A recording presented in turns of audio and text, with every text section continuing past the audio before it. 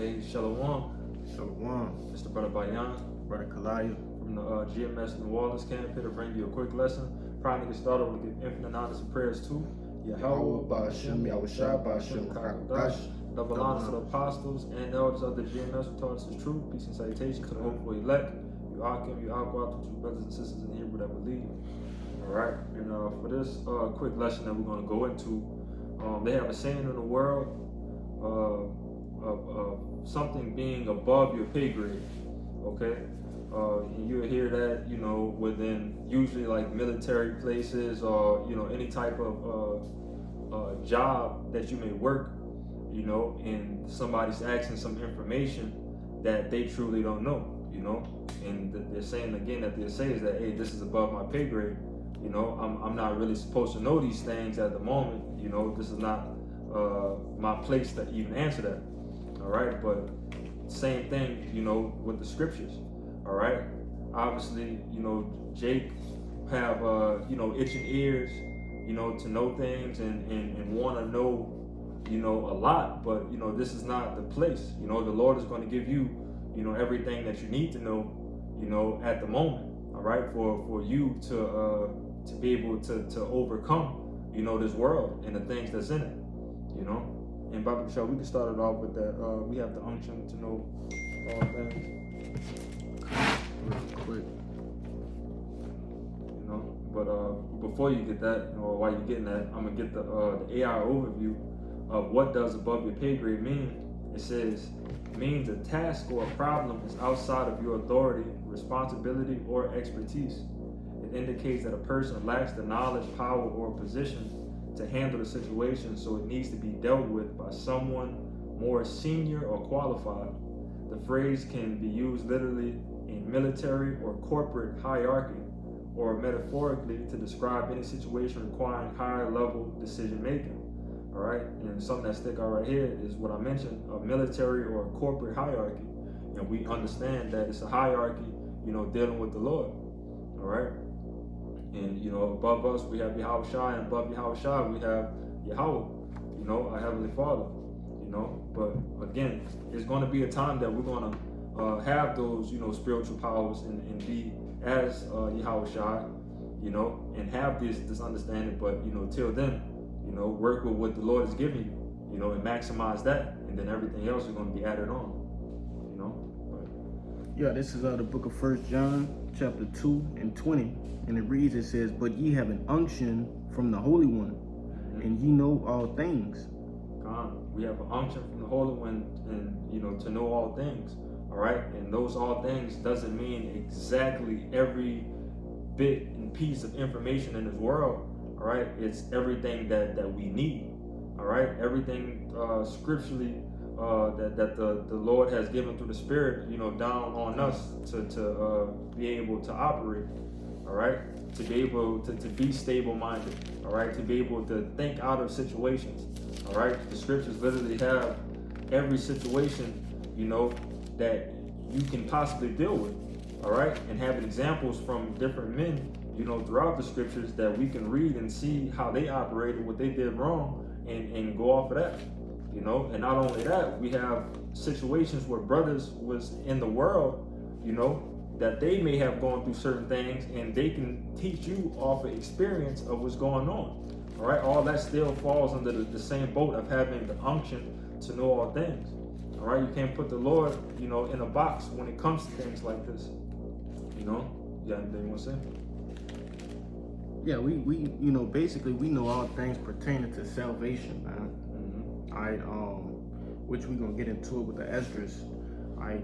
Sometimes Jake get into that Ezra spirit, and there's nothing wrong with wanting to seek these things out, but there's a time and a place. Right. We're on borrowed time as far as being here in this captivity. This place is coming to an end. We're gonna have all the time, literally, in the world. Okay, in the future, when we're in our kingdom, when we're at rest. Right. We can't learn the things, the heavenly knowledge, as far as like we're gonna go into a few examples, but how to weigh fire. What good is that gonna do for us in these times right now? Right. All right. But that's pretty much what I wanted to say. What did the Lord do? How did He manipulate, the water to the wine, and exactly how many mansions, like how square feet wide there's gonna be on my planet, what kind of planet, how many planets, all of these things. We understand that the Lord said that He has many of these gifts for us, many mansions, that He has built waiting on us, But again, this is not really the time and place to go into a deep thought, to bug yourself out at the end of the day. All right, because that's what you're asking for. If you're looking to go deep with these questions, you could bug yourself out, and basically just leave yourself open for demons, that could again bug you out and just have you throw it off, because now you're doing things that you're not supposed to be doing at the moment, And I'd say this too. What we have here is more than enough, right? As far as knowledge, wisdom, and understanding goes, right? We can't even fully process all of the things that we got now. Right. The very topics we have, just to name a few, which can be called in some instances the baby food, right? Being Gentiles, the Lord hates, right? The laws are not done away with, right? Okay. These things are the mark of the beast, right? Knowing Genesis breakdowns, Ezekiel, these things are far more enough, for us. We occupied, man, right? Or at least you should be. Okay, if you outside of that, then man, you tripping, man. Right. You tripping. And if I could add to you, and one thing, don't get it twisted. It's still questions you can ask. Right. You can't leave that out. All right. If it's a breakdown that you don't understand, ask a brother. Obviously it's still a ranking order of how things go. You're not supposed to really just go directly to your elder or the highest in the camp, asking questions. Start off with doing your due diligence, going and doing your research behind the things. And then after that, if you still can't figure it out, then you go to the next rank, to the higher brother, the next brother that's, been in the truth longer than you. And then if things still don't get answered, then it's going to get moved up even more. It's still a process of how things operate, in order how things operate, But again, some of these things, you just have to be able to have that discernment, of what needs to be known at the moment and what does not need to be known at the moment. I got a quick precept right quick. You got it. This 1 Corinthians 13:9. I was looking for it all that time. I knew it was in Corinthians. It says, for we know in part and we prophesy in part. All right. Now, verse 10, it says, but when that which is perfect is come, then that which is in part shall be done away. You see, ultimately giving you the understanding that, hey, we know the things, especially when we read that 1 John, okay? We know the things that we need to know. Right. All right? Don't ask me how the inside of a fucking chariot look. Right. Like, how the fuck I'm supposed to know that? Right. And elders, apostles, they can all tell you, they gonna all tell you the same thing. That's you don't need to know that. But hey, when it's time, you will know that, because Lord willing, you have the elect. You gonna see what the inside of the chariot look like. Right. But you got it. I guess the next one we can go into is Isaiah 55:8. Come. Matter of fact,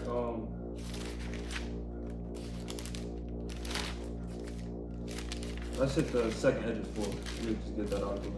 The other two will be supported. Well, you won't start and stop on this one. This go, Matter of fact, actually, I'm gonna take over that because I'm reading in the GNC. Come. Make it more plain. This is second Esdras 4, but you can hold on to Isaiah 55. Got it. This is second Esdras 4, and starting at the top in GMT. To make it more plain, and so I can kind of get through it. But it says, the angel Uriel, who had been sent to me, replied, you can't even understand what happens in this world, do you think you can understand the ways of God the Most High? All right.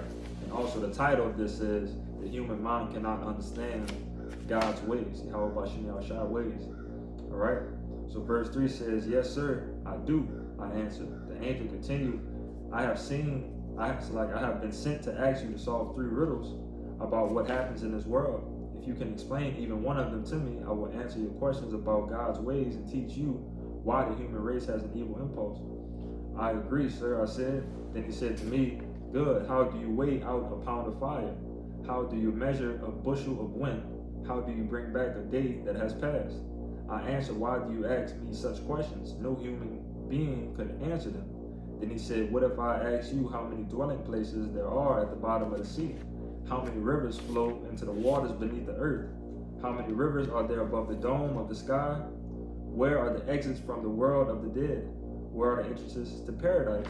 If I had asked you these questions, you might have answered. I have never gone down in the waters beneath the earth, and I have not yet entered the world of the dead. I've never gone up to heaven. But all I ask you about is fire, wind, and the day that just passed, things that you have experienced. Yet you have given me no answer. You can't even understand things that you have been familiar with since you were a child.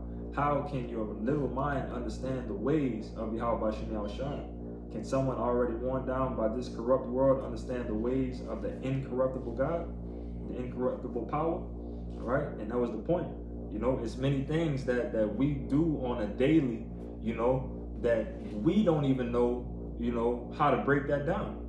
All right, we don't understand, you know, the entirely of the human anatomy, you know, how things operate, you know, and so on and so forth.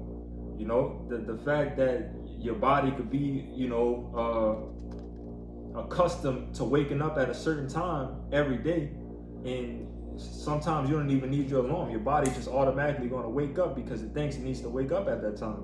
All right, that's just something that could be so small, or, you know, definitely something that's so small in the Lord's eyes. But again, we don't really have the understanding to it. So if you want to go into deeper matters, you know, these are things that, again, that could really bug you out because it's above your pay grade, man. You don't really need to know these things, you know. But that was it on that. Do me a favor while I grab this out here. Could you, because I've been looking for it for a while. Could you search up, it's gonna be in the Apocrypha. It's damn, Too Hard for Thee. Just put in Too Hard for Thee, and it should come in. And if not, it's cool. I remember the gist of it. But I believe it goes in the strive not for. Sirach 3:21. Seek not out the plans too hard for thee. Yeah, I passed it up 3 times. You said 3:21. Mm-hmm. Could I read that real quick? Come. Let me see.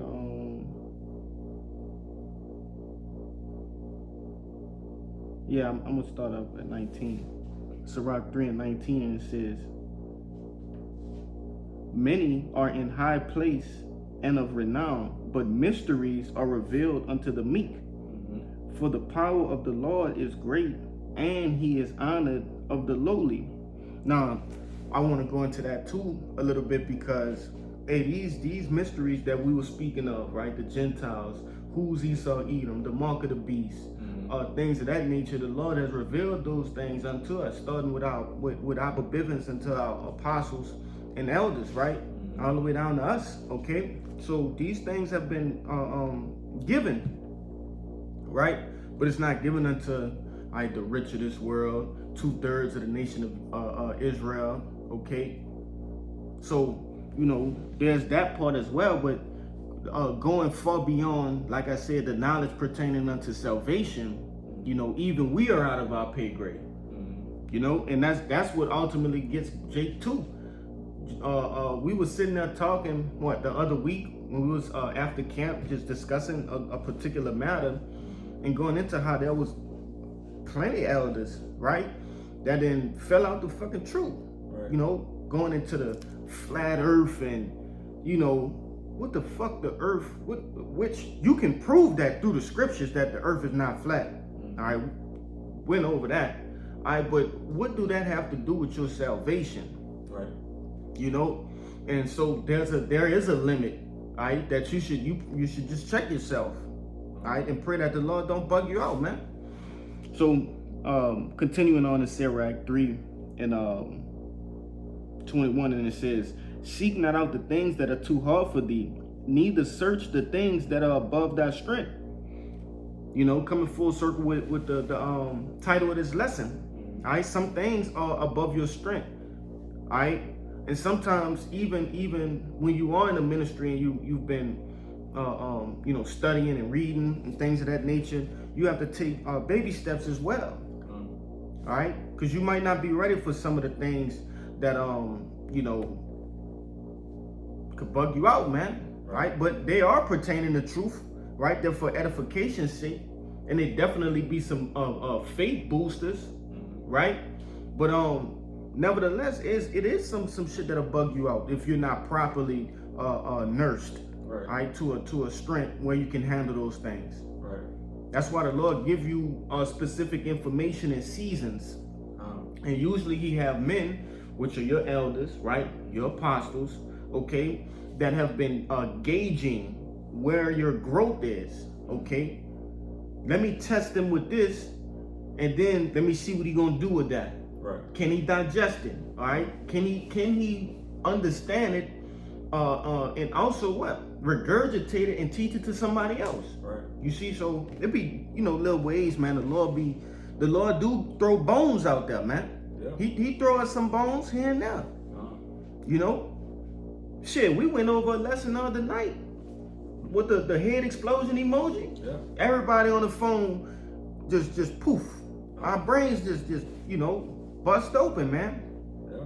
And you know, the only way to really, you know, backing up your point, which you mentioned about the elder, you know, gauging everybody. Probing. Yeah. The main one of the things that helped everybody learn that lesson is that we've had many lessons before that dealing with similar topics, or if it's not a similar topic, it's something that helped build up to this, that okay, this put the puzzle piece right here, and this explains the rest of this. Yeah, I had to understand it at the beginning of Genesis, right, this and that, the third. I had to understand it right here, but something in the middle, which I didn't really know was missing, it was actually missing. You put it right there for me. Now I can tell everything together.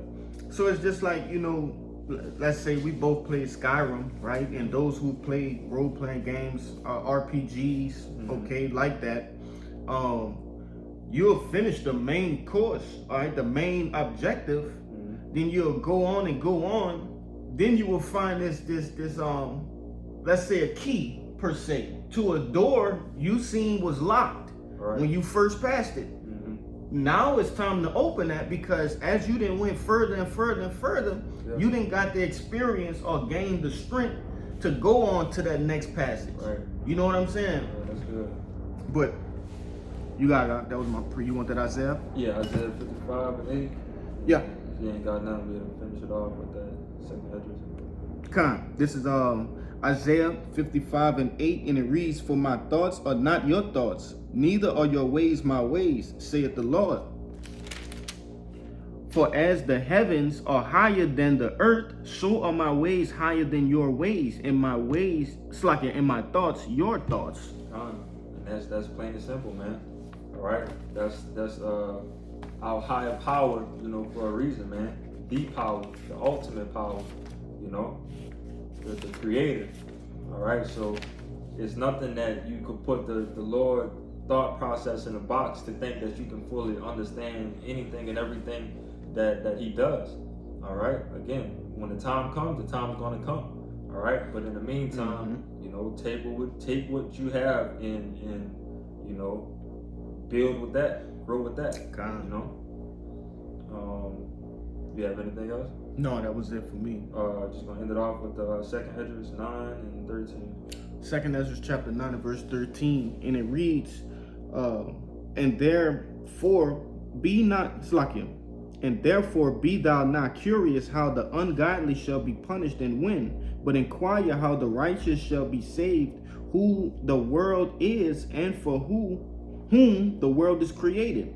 You know, and you know that could also fall into another topic too. You know, Jacob have that thought process of what's going on with 2/3.